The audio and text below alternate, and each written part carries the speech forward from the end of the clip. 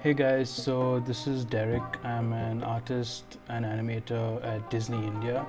I've been working there for the past 2 years and 8 months, and I'm gonna answer a few questions that I got from Instagram. So let's get straight to it. Okay, first up, how did I get into Disney India? Well, so I went to this interesting college called Srishti, which is in Bangalore, and I did a 4-year course there in digital media arts, which was my bachelor's degree in Bachelor's of Creative Arts. And in my third year, Disney came, representatives from Disney came to take us as interns for a 6-month internship. So this is the portfolio I created. This one here on Behance. I will link it in the description so that you guys can see it. I haven't touched it since. And this section over here, this VizDev section, that's what interests them the most. So if you want to look at visual development, sort of concept artwork, you can look here. It's just interesting illustrations I've done in college. So anyway, so they took in one person from Srishti, which was me, and one person from NID for the animation internship. Now, anyway, so Srishti was fun. I mean, this college, this building I don't even know why I put it. This is the first year block. We have a different building after this, so it was fun times. Okay, so next up, what was my internship?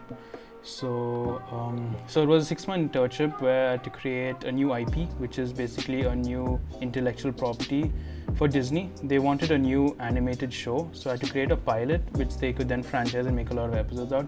So after 6 months, I came up with this thing called the Cat Trap. Yeah, it was interesting. I mainly animated it in my last 4 months over there. I don't think it's gonna go on air. So yeah, I was supposed to make it for 3 minutes, but this ended up being 5 minutes, and it was interesting. So after that, they hired me, and what work do I do at Disney? What have I been doing since then? So first thing is animation development. So what am I doing in animation development? I'm creating new IP for them. I'm working on creating shows from scratch, which is character design, the story, the script, background art, and so on. So I'll give you guys an example or two of that. And I had to create, I've created a bunch of different IPs. I can't really speak of them at the moment because they are in Walt Disney. So and apart from that, I'm an associate producer. So we have shows that are going on air on the Disney channels. For that, I have to help in producing it. So what that means is basically to look over the show, be on top of the studios that we hire to animate for us, and check the scripts, check the animatics, the animation, give feedback on it, and make sure everything comes on time. Making sure they stick to the timelines and the show getting a good rating is utmost priority for the producer. So okay, let's move on to some examples for that. Okay, so animation development. So I do a lot of character design. These are some really rough sketches. I don't think I can show more that's I've done, but these are just for basic bar stuff. This is like a cow I designed, I sketched as an example for this show Bagam Bag. This is the main character. It's basically a show of a boy running after a bus. And I really like this show actually. Here, if you can see, is just a color palette created for the background of the show. These over here are the colors for the sky, water, road, grass ground, and the bushes, trees, tree bark, and then all the building colors. Yeah, it's a very interesting city. Here's an example of storyboard. So we still sketch a lot on the whiteboard. So we roughly put down our ideas, talk about different things. Oh yeah, check this out. So this crow over here, basically he has this bazooka, right? And it's a bit wonky. So if he blasts this guy in one direction, he spins around the other, and that because of the recoil, then blasts this guy, but in that direction. That's pretty cool, right? So yeah, then here's an example of a timeline of an episode, 11-minute episode. And also I work with marketing, so I create comic strips also sometimes, or other things that marketing needs for the Disney channels. And again, as an associate producer, there's a lot of Excel work, mainly looking at timeline schedules and getting the work done. But there is also creativity. I do get to give feedback on all of them.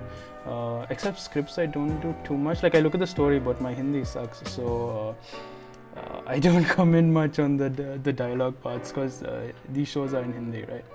So okay, my art journey. Let's get into this. I think we're doing okay for time. Well, I learned that from Feng Zhu, and I feel like I'm copying him right now. Okay, so at first I started off like most kids drawing out of as a hobby, and most of my influences were what I saw, right? So anime was a big influence, you know, the whole Dragon Ball Z, Beyblade, Pokemon, Naruto later on. That was a major influence, especially in 7th, 8th standard. So yes, to draw all of that, and then I realized, you know, after putting up pictures on Facebook and a lot of people telling me, hey, you're good. So I realized, okay, hey, this is something I want to do. I really love doing it, and it's something that I am better than average at. So I started getting more into it. Like here is a pencil sketch of Iron Man that I made, and this was I think 2013 or 2015, I can't see. I was getting into realism. Like I would sit and spend hours and make one sketch a day, and they were mainly portraits and so on.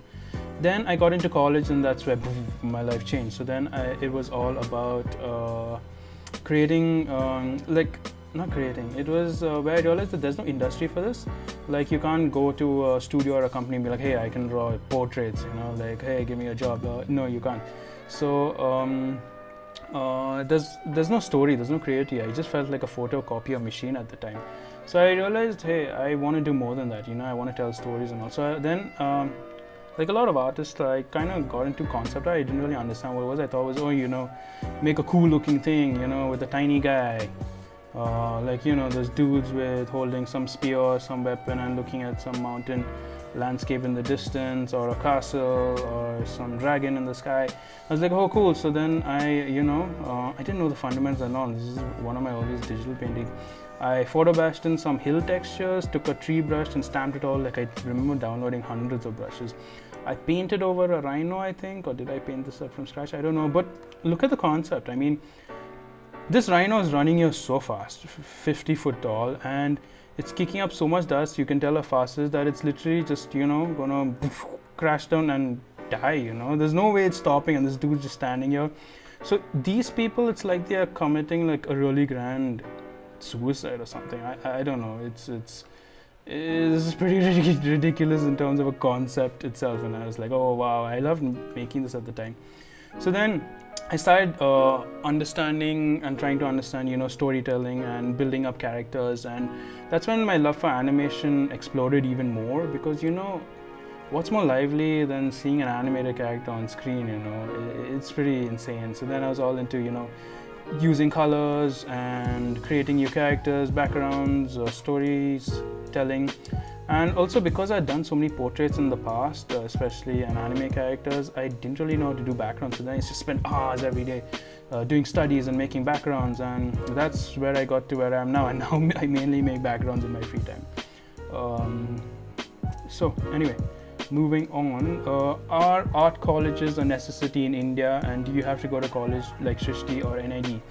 Okay, I'm going to say this out of complete personal experience. I do have yes and a no answer to it. Yes, because of the community, okay? So you're going to go there and you're going to meet a ton of people who are like-minded, similar to you, as well as a world apart, you know? Like the mere instance that I'm in Srishti from Bangalore, South India, meeting people from North India, total different cultures, it's like another world. And for example, imagine all the hours I spent doing my research about art and my thoughts on art. That person did that too, right? So then it's two worlds meeting together, and then you meet many people. Like I had a lot of people in my batch, even though I didn't talk to a lot of them, but still the ones I spoke to, I'm really happy with the friends I made. So that community. Next thing is in India, actually in abroad too. So when you do a course, right, people have, like, especially it's changing now, but people have this opinion that, oh, you've done 4 years college, so that means you know how to animate, you know how to work in a group, you know how to work on projects, so we don't have to teach you any of that when we hire you. So that is a main hiring factor. NID, so or Srishti, you know, so that means 4 years of education, 4 years of learning, we don't have to teach them, we can hire them. To that extent is something that I've personally seen, but also a lot of people have biases against NID and Srishti in the industry also. Anyway, if you want me to delve more into this college aspect, let me know in the comments. I will make another video specific about it. I say no because everyone just looks at your portfolio at the end of the day. You can go to any top college, and if you have a bad portfolio, they won't hire you. So that's the thing. Like, especially on Instagram, nobody cares which college you're from, you know. Like, I get most of my freelance on Instagram, and they just look at my work. That's it. That's face value. Nothing beyond your degree or anything. But college, to that extent, I can't say bad about it because it did help me get into Disney, right? It's just for some people it works. Some people you can actually learn more in terms of gaining knowledge and skill online. To be honest. Okay, what devices do I use? So if you want quickly, if you want just pause and take a screenshot over here or anything, I'll just zoom in. Okay, this is my home in Bangalore right now. This is my setup. What I use is my laptop is an Acer Nitro 7. My Wacom is one by Wacom. I don't feel a need to upgrade to an Intuos Pro or a Cintiq. I really like it. And I use an iPad Pro 10.5, which is a 2017 model. My home in Mumbai, there's a desktop. Mind you, it's 5 years old, so these specs are pretty outdated, but it still gets the job done. And again, I have another Wacom there, which I've been using from 2014 or 2015. Okay, now Disney, it's Disney, right? So they will give you high-end stuff. So I have an Intuos Pro Large. I have a HP Z Station that's actually under the desk over here. So it kind of looks like this, you know, it's somewhere over there. And it's pretty powerful. I don't know specs, but it is super powerful. And they gave me this Mac because we have 2 offices. So sometimes we have to travel in between. So then I use the Mac for that. There's no software in it except Word and Excel though. I know, right? But anyway. This is my desk though in Disney. I like it, but it could be better. Okay, best resources and where to start. So when it comes to where to start, the people always think about, you know, should I build up my skills or should I learn, read from books and so on. I think skills and knowledge are both equally important, actually knowledge a bit more, because for example, if you don't have the skills but you have knowledge into, like, say, what makes a good composition or framing or storytelling, you know, or how do you storyboard a scene, like what decision making, and also knowledge of your fundamentals, that would be more so than, you know, skills in terms of, oh, I can shade really well, or oh, I can add good lighting to the scene. No, you need to know how to apply those skills. That's why I put knowledge on top. And yeah, so always keep learning. There's no end to that, and it's very exciting. So anyway, to speed this up, I'm going to give you guys one important resource. This is a personal opinion of mine which helped me a lot. Are these 2 videos. Okay, I'm just going to zoom in just in case you can't see them. There is by Fengzhu. It is FZD. Just go to YouTube and type FZD school. And Fengzhu is a legend in the industry, and he's gifted us a lot by putting up these videos for free, you know. Like, there's an entire design cinema out there, 100 plus videos, but these 2, Just Draw and Best Beginner Drawing Tips, they are super important. They opened my eyes also not too long ago because they were just up 2 years ago, and I think they are good videos to start in terms of developing your fundamentals, what to draw and where to start drawing, especially if you want to get into the viz dev concept art industry. So please look those up. I don't want to burden you all with too many videos from different people, and also maybe just look at this. It's my personal opinion. I love them. Okay, then YouTube is again a massive resource. So I'll just zoom in here. So as you can see, Bobby Chu, Art Cafe and Art Side of Life, these 3 put up amazing interviews with all the top people in the industry, and this is how I came to know about a lot of different artists, and they speak about their entire lives openly and their workflow, what got them there, and so on. It's completely eye-opening. Please watch these, listen to these.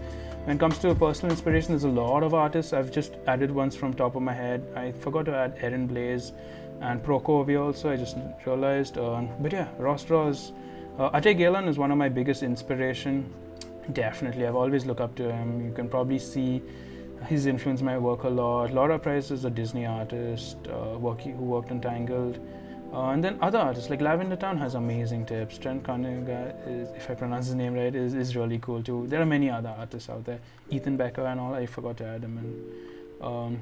Okay, now when it comes to personal work, I get a lot of questions about, you know, how do I go about my art style.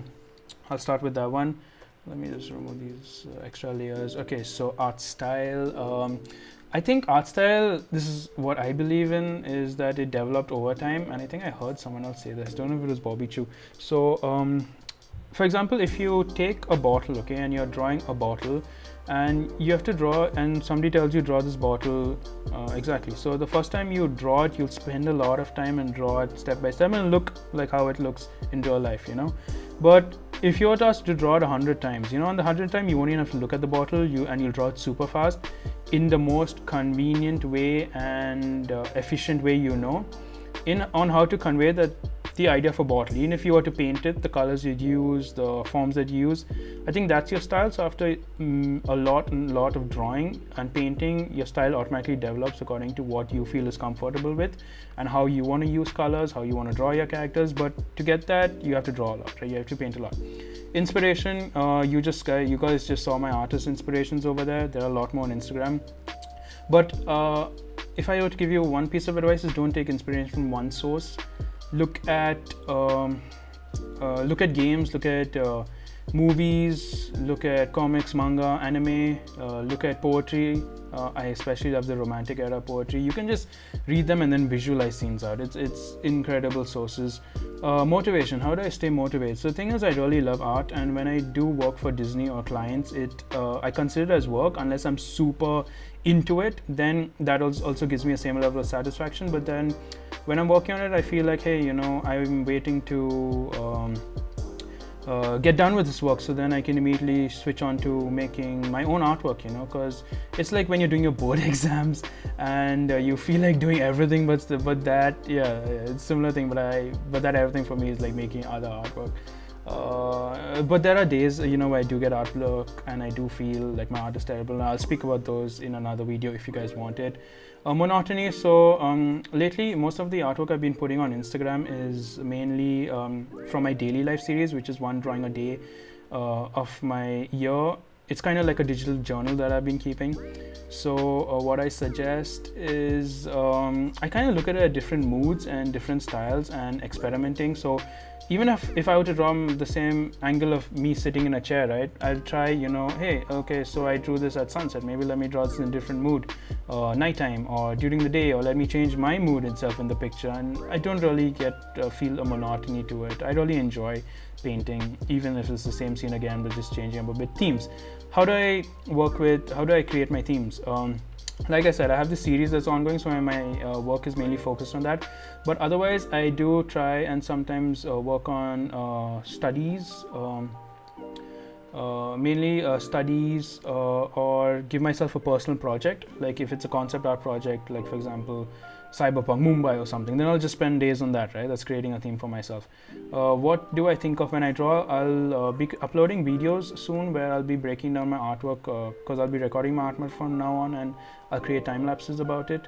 So while I'm breaking those down, I'll speak about it, so y'all will see. Also, that being said, I'll be putting up videos about backgrounds, colors, lighting, and everything else asked on Instagram that's not in this video, so just look out for that.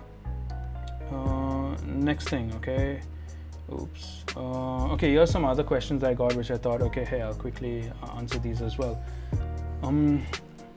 Okay, which matters more, good story or attractive work? I think depends on what medium.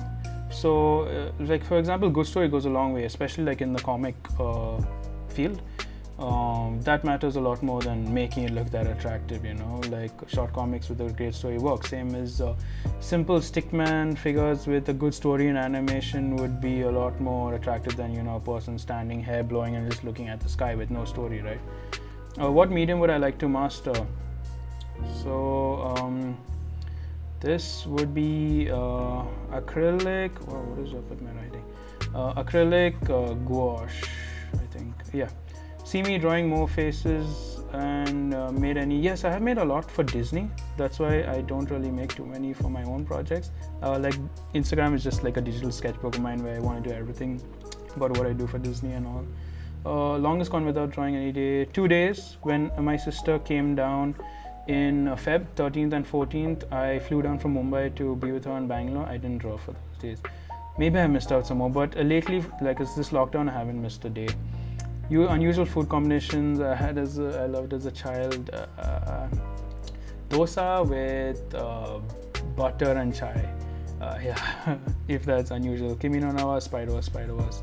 What is that spelling? Do I study the masters? Yes. I don't put up works that much. I feel so intimidated though. Digital is more lucrative. Yes, I'll probably put up a video on this. Any day that I don't, I just answer this. How difficult is it to switch from paper to digital? Very difficult actually. It was initially, because it took me like 2 weeks to get used to the Wacom, and then if I took breaks from using the Wacom and just sketch on paper, it'd be a bit hard to get back.